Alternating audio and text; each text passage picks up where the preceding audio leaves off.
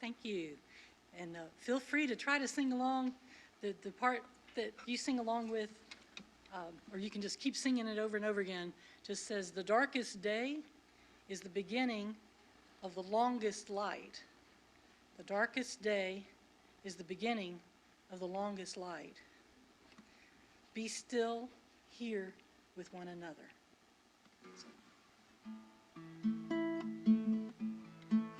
The darkest day is the beginning of the longest light. The darkest day is the beginning of the longest light. The darkest day is the beginning of the longest light. Feel free to sing that part anytime in here. Be still here with one another. Be still here with one another. And there's no wrong notes, no wrong rhythms on it. You can do it overlapping, you can do harmonies. This song is still a work in progress, as are we all. The darkest day is the beginning of the longest light.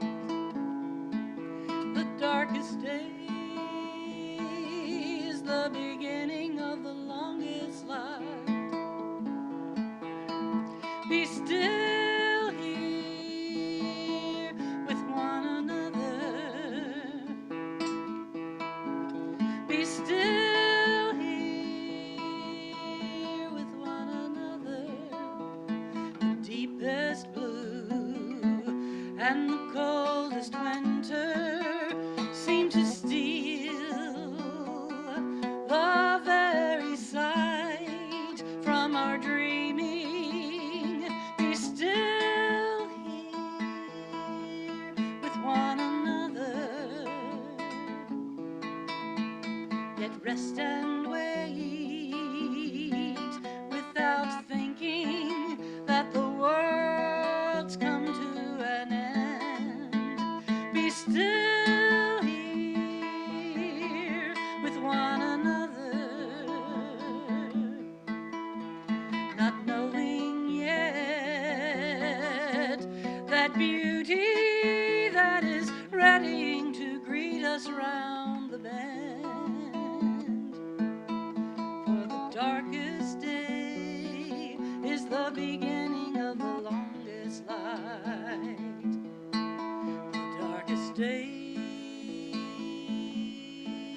is the beginning of the longest light.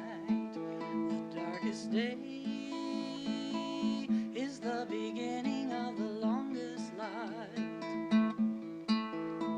December's freezing sting, the lonely, bitter, numbing bite seems infinite, yet nonetheless holds promises of spring. Be still here with one another. Rest and wait. Be here still with one another. Beauty, yes, beauty longs as much for us as we imagine her. Beauty, yes, beauty longs as deeply for us as we imagine her. As the darkest day descends, and the darkest day brings us to the threshold, reaching to the stars for hope. The seeds within are replenishing, hidden beginnings of new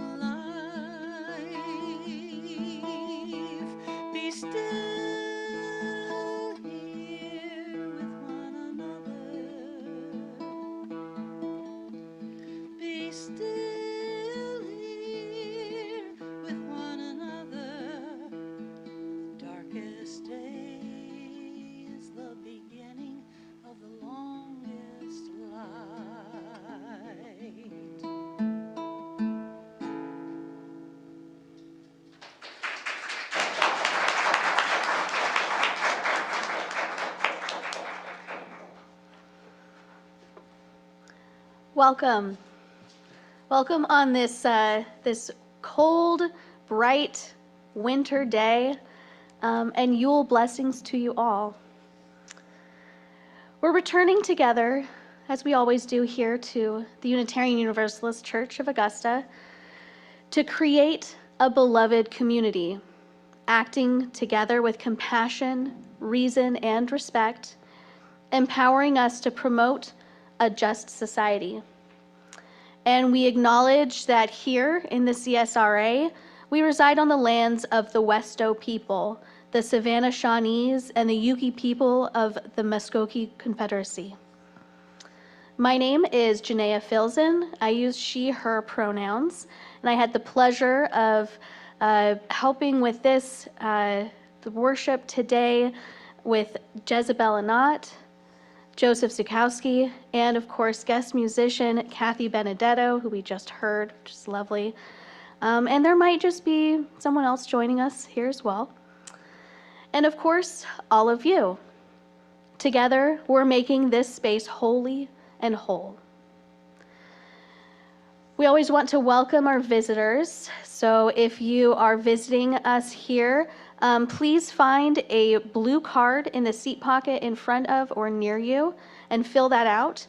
It allows us to keep in better touch with you and for you to keep in touch with us, to be able to join us in all the things we have going on.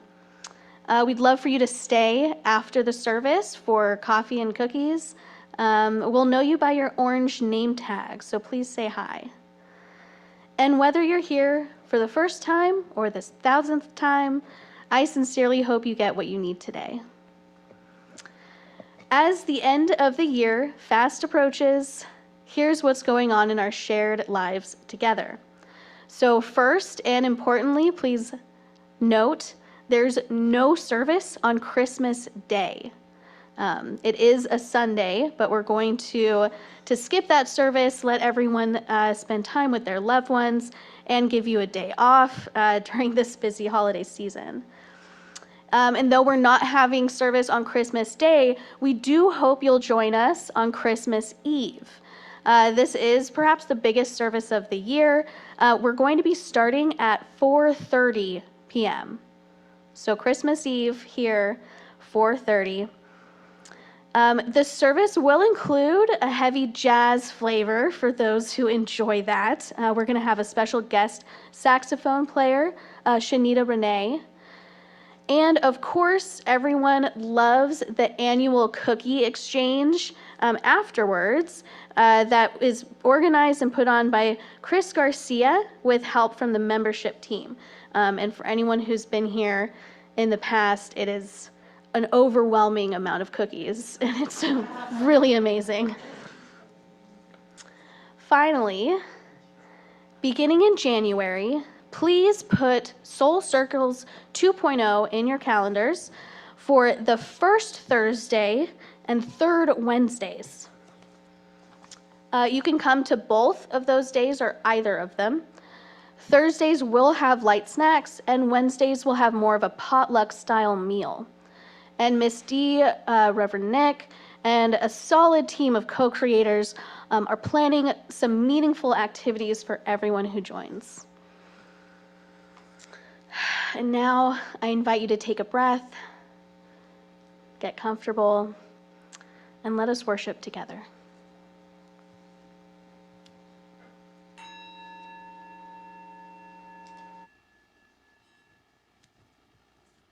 And in the season of dark, we light our lights, chalice lighting for the winter solstice by Sharon Wiley. The solstice day, in honor of ancient traditions that celebrate this time of longest night, we observe that the flaming chalice holds the elements of the four directions: earth, air, fire, water. The wood for earth, the air that feeds the flame, the fire we light, and the chalice itself, which is the cup, the cauldron, the grail, the symbol of water. We light our chalice and reflect on the light we need to guide us through the hard times, the light of our shared faith, the light of loving community, the light of love, joy, and hope.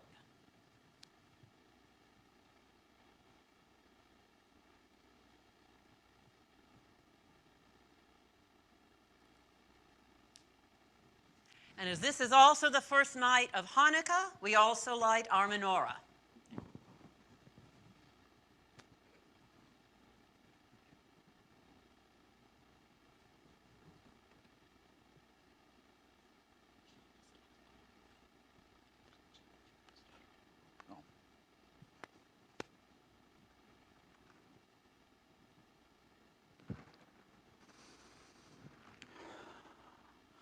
Baruch atah Adonai lechom melech asher kiveshanu bar mitzvato v'teshem hadelik shel nar Hanukkah.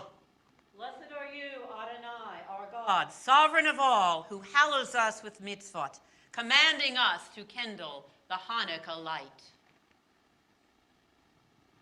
Amen.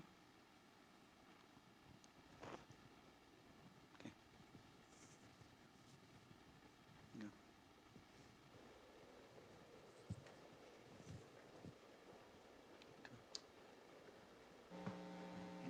Good morning, y'all. I'm Reverend Nick. I'm supposed to be off today, but I wanted to come in for a special moment, a moment of reconnection, rekindling of connection, as it were, in recognition of the lights we just added flame to, and excited to welcome back pianist Joseph Patchen.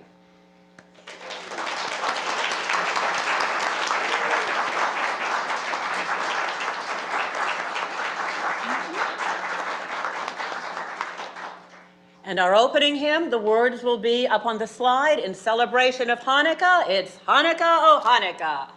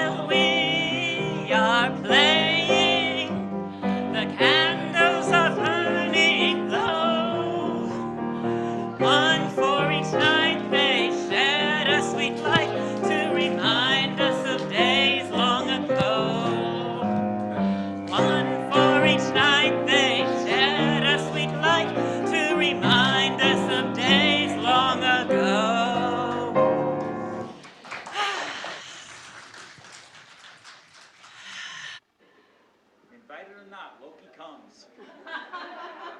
That is later on. Yeah. Now time for joys and sorrows. The story of the Hanukkah, how the candle, we know that, all right. But how is this a lesson in life? That's the question. Well, games teach more than just how to be played. They teach you important lessons. And here's what it says. Everybody puts into the pot, on the floor or table, and then the dreidel is spun. And whoever spins the dreidel, well, the 4 letters. Let's go. And now remember, Hebrew and Yiddish are read from left to right.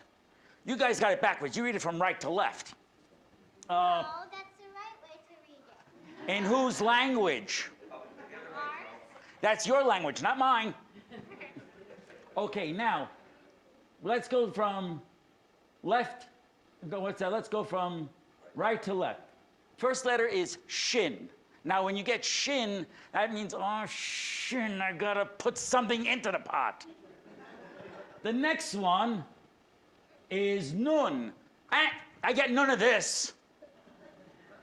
The third one is chav. Well, I get to take half of what's in there. Half is better than nothing.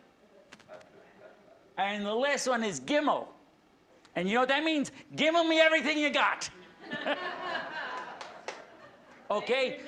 You're welcome. So that's the importance of the dreidel in life. Sometimes you have to give. Sometimes you don't get everything you want. Sometimes you don't get anything. But you always keep going until the game is over. And that's the end of my story. Thank you. And everyone will be staying in the sanctuary today, so just find a comfortable seat. And this is a little bit of a split service, so I wanted to talk a little bit about Hanukkah because as a pagan, there are all of these stories about evil kings and desecrating the temples and all that. So I wanted to go back and look at a little bit of the historical context.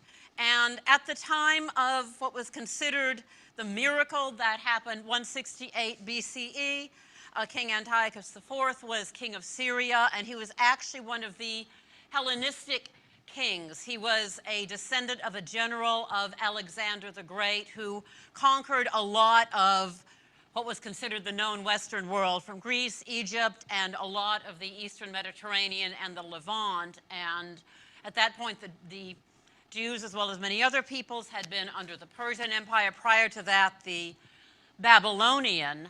And what happened under Alexander's empire is he was actually known for treating the Jews very fairly. That's why you'll still find a lot of Jews named Alexander, because he was known for treating them well. And in general, the Hellenistic rulers in Egypt and Syria and these areas did treat the Jews fairly well. So knowing that, when I started digging into the Hanukkah story, it gets a little interesting, because what was happening in this empire is that there was a great fusion of cultures and ideas and thought. Remember Socrates and the philosophers? That knowledge was being disseminated. The wisdom of ancient Egypt and some of the Hebrew knowledge was accepted as well. And what was happening is a lot of the Jews were becoming part of Hellenistic culture. They were learning Greek, they were studying philosophy, and it got to the point in Egypt where they even had to do a translation of the Torah into Greek because the Jews couldn't read Hebrew. That's the translation known as the Septuagint. So this is some of what is going on around this time period. Because as some of the Jews were participating in this very vibrant Hellenistic culture, the very traditional Jews, usually they were in the countryside and the Hellenistic Jews were in the cities, the very traditional Jews did not like this, because they were very much of the mindset is you are Jewish, you follow the laws, you read the Torah, and that's it. You don't accept other gods. And one of the tenets of Hellenistic philosophy is you choose your religion. And there were many people. Isis became very popular. Mithras became very popular. There was a synthesis of many, many deities, and there were some Jews who wanted to look at Judaism in context with the surrounding cultures. And we hear some of the stories of the Maccabees who were along the traditionalist line. There's a couple of books called the Maccabees. Their main story is in 1st and 2nd Maccabees, which is in the Catholic and Orthodox canons, not the Protestant and not the Jewish. And according to 1st Maccabees, lawless men came forth from Israel and misled many, saying, "Let us go and make a covenant with the Gentiles round about us." They built a gymnasium in Jerusalem according to Gentile custom and removed the marks of circumcision and abandoned the holy covenant. They joined with the Gentiles and sold themselves to do evil. And these evildoers were the Hellenistic Jews. And there were a lot of other power struggles in there, and Antiochus was crazy, so I'm not going to try to detail the whole history, or we would be here for hours. But what was happening is the traditionalist Jews were attacking the Hellenistic Jews. And it was the Hellenistic Jews who brought an image of Zeus into the temple and were making sacrifices to what the traditional Jews considered the evil pagan deities, and what to the Hellenistic Jews was blending cultures. So this is very much a different ideas of what is happening with Judaism. So what did the Maccabees do? They organized an army and struck down sinners in their anger and lawless men in their wrath. The survivors fled to the Gentiles for safety. So this is where Antiochus is stepping in to protect the Hellenized Jews who are his allies. So this is another case of many perspectives and many ways of looking at this situation.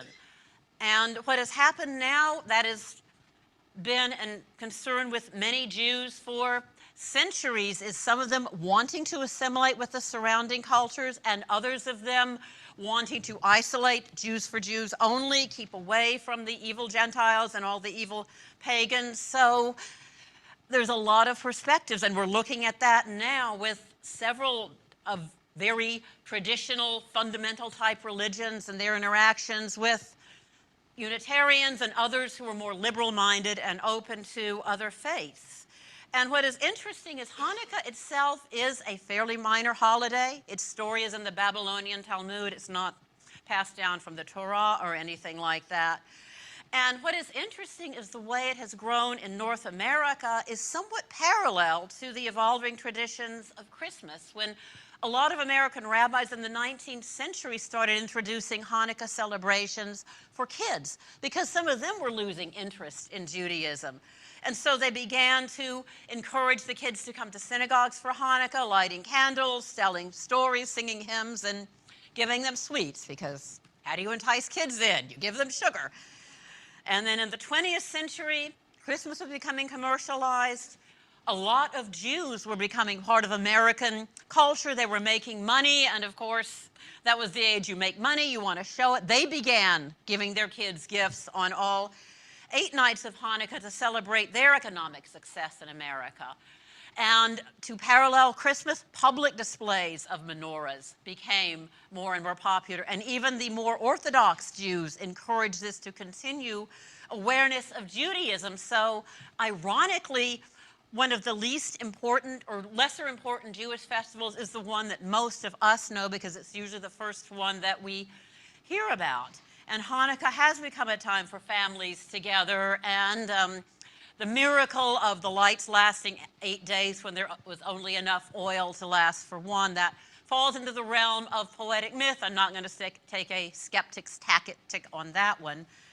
But it has provided a story that has been unified for the Jews, and it is one that non-Jews can understand, and that's usually the one that if we are invited to a celebration, it's Hanukkah. The Jewish Community Center has an open Hanukkah celebration. Joe and I have been many times.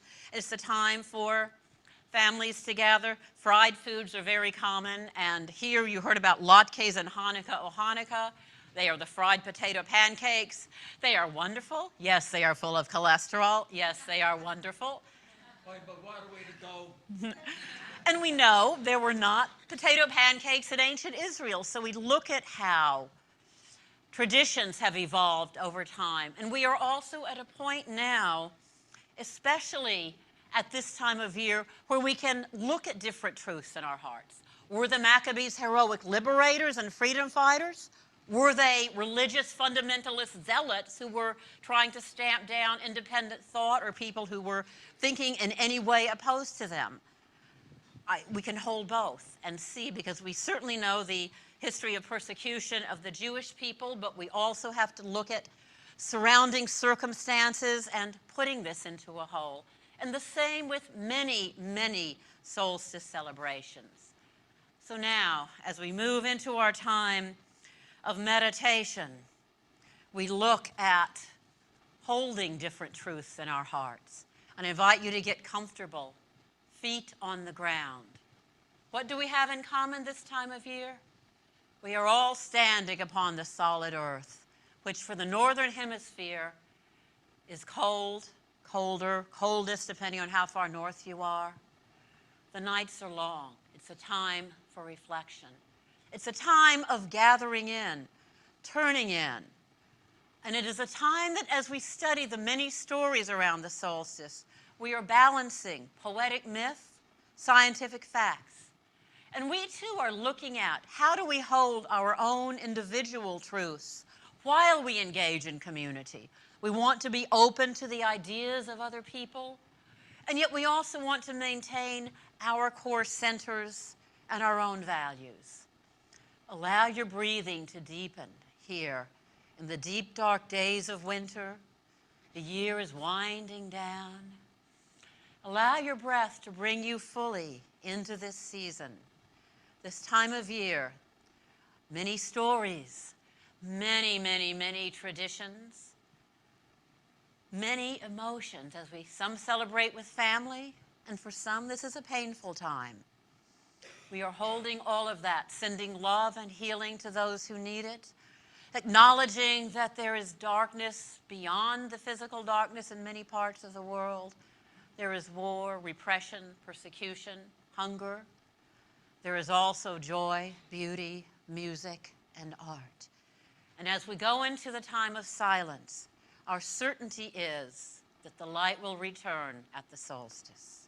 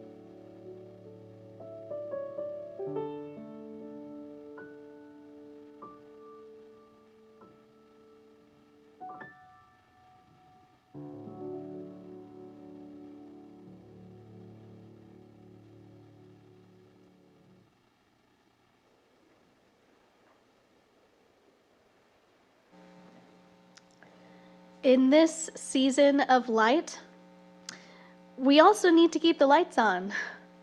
The lights in our sanctuary, the light of our faith in action, the lights of our community.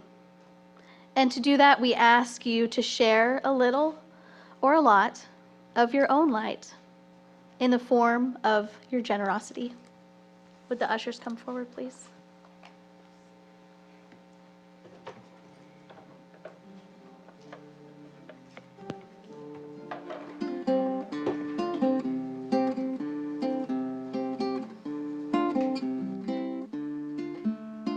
Yule is come, now beat the drum and light the solstice flame.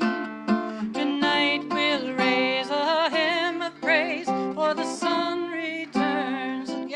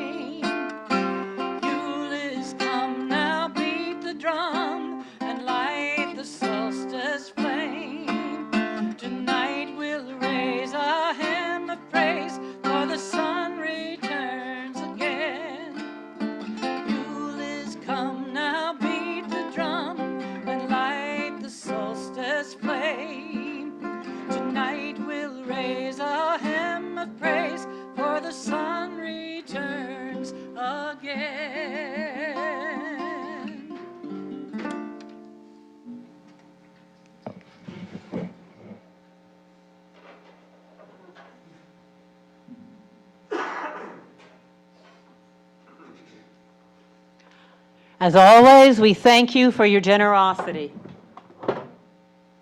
The winter solstice is the longest night of the year, after which the days begin to increase. And among the many stories, we've chosen this morning to offer a very brief excerpt from the Kalevala. This is the national epic of Finland. Remember that throughout the Middle Ages and into the Enlightenment, the Western world was looking to the stories of classical Greek and Rome for inspiration. But in the 19th century, scholars began researching the indigenous traditions of Northern Europe. Elias Lönnrot, a linguist, compiled the classic stories from Karelian and Finland into the Kalevala, collecting a lot of their folklore and mythology. The Kalevala has a very particular meter, trochaic tetrameter, which Unitarian poet Henry Wadsworth Longfellow also used in Hiawatha. So now we offer you the tale of the warrior shaman Wainamoinen and the witch Louhi, ruler of the mythical northern realm of Pohjola.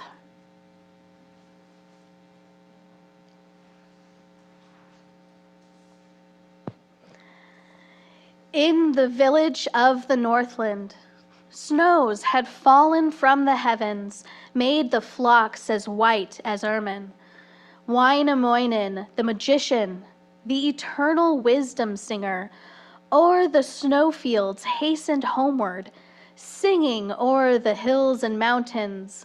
All the people heard and wondered. Songs arose to Luna's chambers, echoed through the sun's bright windows.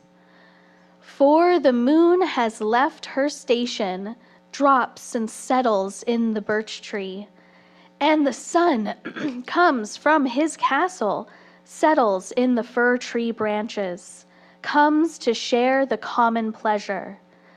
Wainamoinen, ancient minstrel, touched again his magic harp strings, sang in miracles of concord, filled the north with joy and gladness. Louhi, hostess of Pohjola, Northland's fierce and mighty wizard, envy-laden, spake these measures. Know I other means of trouble, I have many more resources. Louhi, witch queen of the Northland, makes the sun and moon her captives.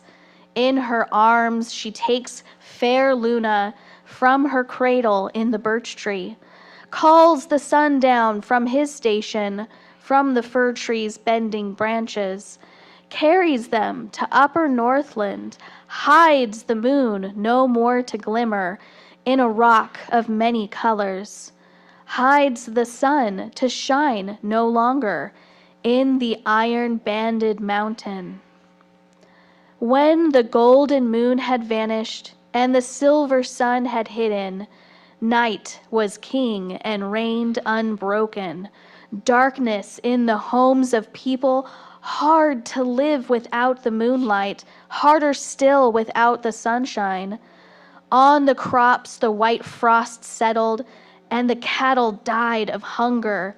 Even birds grew sick and perished. Men and maidens, faint and famished, perished in the cold and darkness. These, the words of Wainamoinen, I shall go to dark Pohjola, bring the sun and moon to gladden all the barren fields and forests. Forth he hastens on his journey to the Northland, cold and dreary, travels one day, then a second, so the third from morn till evening. Louhi, ruler of the Northlands, hastened to her chamber window, looked upon the bay and river, saw upon the river border some great hero from the lowland. Spake the warrior Wainamoinen, if the sun be not uncovered, if the moon leave not her dungeon, I will challenge all Pohjola to the test of spear and broadsword. Let us now our weapons measure. Quick the hostess of Pohjola drew her mighty sword of magic.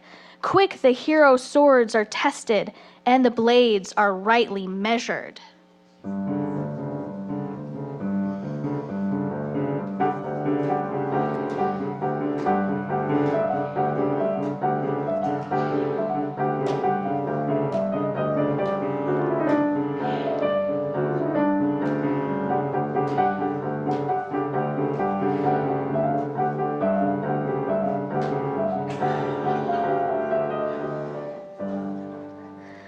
Wainamoinen the magician went to find the sun in slumber and the golden moon discover.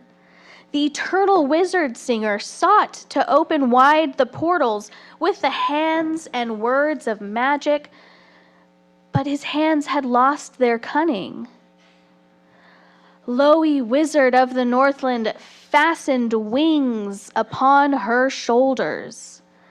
As an eagle sailed the heavens, quickly winged her way through ether, and there unlocked the massive portals where the sun and moon were hidden.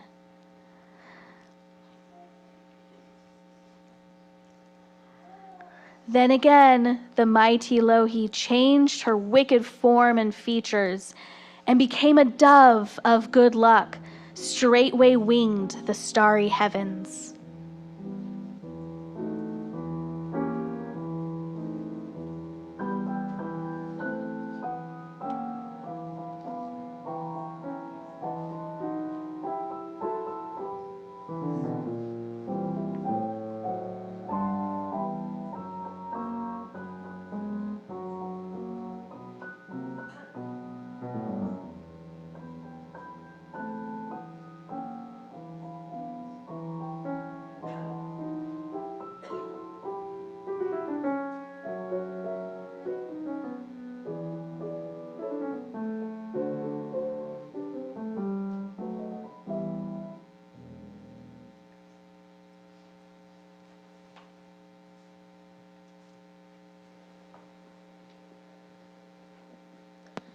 I, the silver sun, each morning, source of light and life hereafter, bring thou daily joyful greetings, fill thy homes with peace and plenty, that thy sowing, fishing, hunting may be prospered by my coming.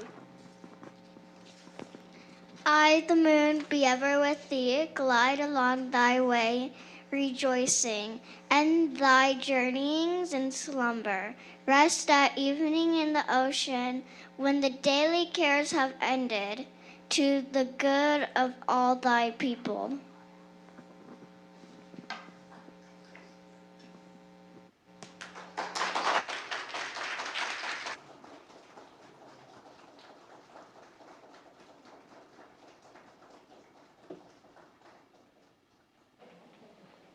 Please rise in body or spirit for our closing hymn, Deck the Halls.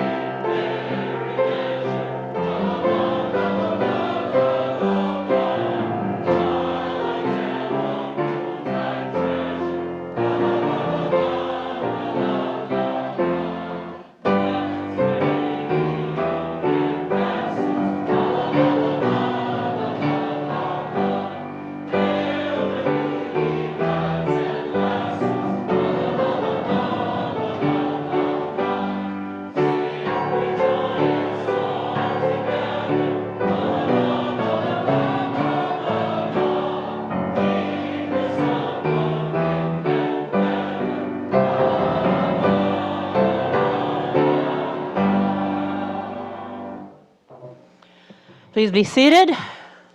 Our closing words are by Jessica Radcliffe. Behold the solstice fire. Behold the wonder of the sun at midwinter. Accept the blessing of the old ones and take the light back into your world in the kindled fire of your heart. Spirit of light.